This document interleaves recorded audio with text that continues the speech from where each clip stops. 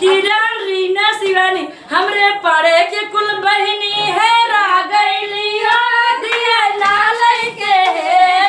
भाभी के बहना है रागैली हो दिया नालई के रे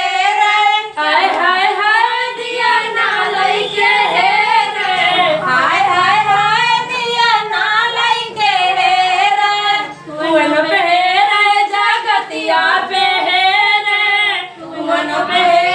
जगतिया पे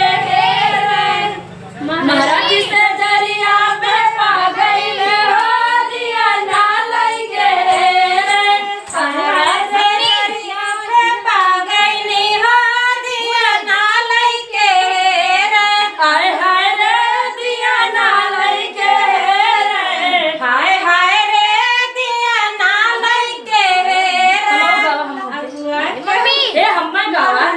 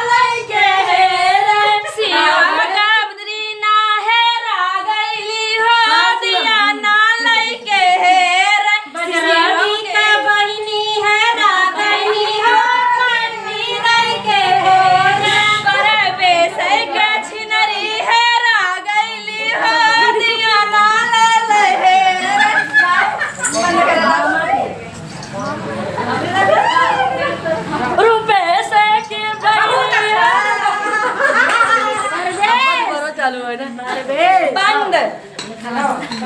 क्या बंद केस कर अरे हम बाबा भाई भरे पर हालत हो रे बाबा चलो चलो